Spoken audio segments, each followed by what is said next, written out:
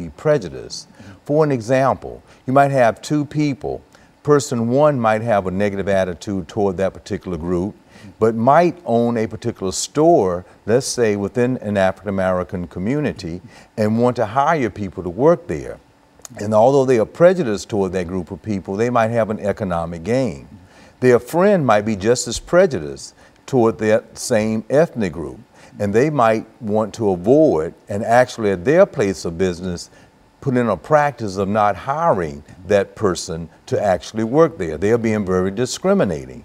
The point I want to make, according to Dr. Allport, is that both people are very prejudiced. One will act in one way, and the other person will act in the other way, but they are both very prejudiced.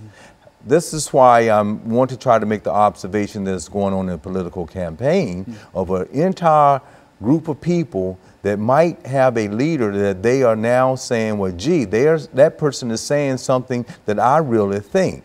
And while at one point they may not have expressed it out loud, now they're willing to show up and to express it, because there are those two types of people that might have a dislike for certain policies or other group of people, but might act out their prejudice openly because they feel that someone else is a billionaire or in a leadership role and can say and act in that way, that so can I.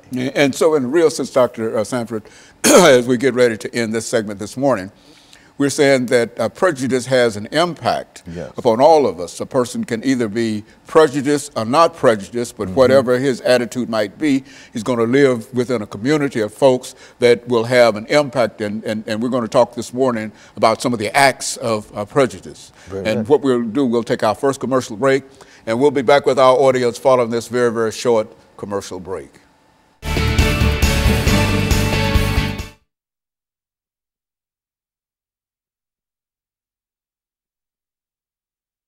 He has these 5 different acts of prejudice, and I want to kind of get through them. Then I want to be able to come back in that other segment and spend time and see what's going on with groups of people who might belong to a police force, that might be real cordial, might go to church to people, but they still might have that prejudice attitude, and they may not act in the church toward it, but they might be a police officer and see someone and then act in that way. Okay, and what I have to do is to bring us back into this second segment and let you give that out. You don't want to confuse me with too much information. Okay, just those acts on prejudice. Yeah, that's where you ended that. Yeah, the acts on. Yeah, we're gonna come back. We're gonna hit it. Yeah, and I was hoping I did an okay job in setting up how you can have two people, just two different people. Yeah, well, that's two different points of view. They could be friends and one will act on it and discriminate. Everybody is impacted by prejudice one way or the other. That's it. You see, and so either you are or you know some of your friends are. That's right.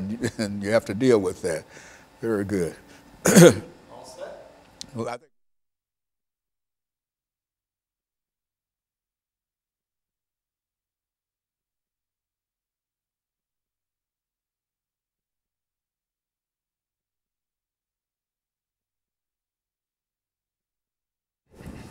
thank you, and welcome back to the second segment of the show for today.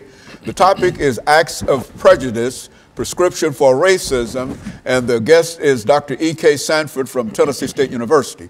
And Dr. Sanford, during this second segment, let's give you an opportunity to lay out for our audience this morning some of the things that you consider to be acts of prejudice, and that will give us an opportunity to further lead this segment and then go into the next segment and develop some of the things that you're going to talk about during this segment. Okay. Yes, again, and a prejudice is a negative attitude that a person or group of people might have toward another, a dislike. And as we stated in the last segment, to kind of follow up just briefly, is that they might have this dislike and not really link that to the way they may think or feel or be unaware of it. Dr. Gordon Allport, in his classic book entitled The Nature of Prejudice, he has 5 different levels of acts of prejudice. The first one he calls, it's a funny word, he calls antilocution. And antilocution is just a word that he means that a group of people may gather and they might hear someone and they might say, well, yes, I really believe in what that person is saying. And they might listen to it, they might come back to the second and third meeting about it, but they are not at that particular point willing to go out and to do anything other than just listen to it and agree to it. Now, the second level of an act on prejudice is that of avoidance. Dr. Gordon Allport said that a segment of that first group might go out and say, I want to avoid because I have a dislike toward another group, and maybe to live someplace, maybe because I have financial assistance, I can live and not integrate with other people, and I can desegregate myself. I can segregate myself from other people. That's avoidance, when you can just want to stay away from that other group. You have that dislike and that negative attitude. Don't want to have anything to do with it. Then the third level of it is that of discrimination. Now, I want you to see that second, you don't want to have anything to do with them, but you might not do anything negative against them. But at third level is a subgroup of people that might not want to have anything to do with the person, but they will actually discriminate against an individual. Find themselves in a situation where they have to deal with that group. Yes, is that what we are? That's right. Or if they have to hire, or if they are working in a particular place, they might see that a particular person is checked that they are of a particular ethnic group, and then they might do something that is discriminatory toward that group. So that's an act on prejudice, because you, in your mind, have this attitude about a person that you might not even know, but this dislike, and you might act on it in a very discriminatory way.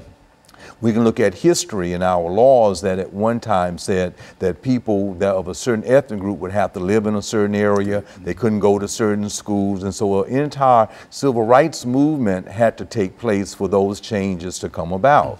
Even those that are listening might think, well, institutions just always wanted to be fair in having athletics, but a movement had to go to have a certain title to be changed for women to have the right to play sports, because they were discriminated against. So then he looks at the next level of acts on prejudice, is that of physical attack. Okay. That's when they have this negative attitude toward this other group, that they're not only wanting to avoid and to discriminate, but they're going to organize themselves to actually go out and to then physically attack another group. We might remember the dark history in America where the Ku Klux Klans may have gone out and burned houses down, crosses, very intimidating. And that was a physical attack. And then the fifth level is called extermination. That's an act of prejudice where you're so racist toward another group of people, you target them and try to really do away with the entire group. That's extermination. Physical extermination. Physical extermination. Yes, you were just clearly trying to do it, and we can see that's the reason of World War II, because of what happened in Nazi Germany. Those types of things occurred. So we have those types of examples of acts of prejudice that is within our society today. Now, what I wanted to try to share that for is simply this.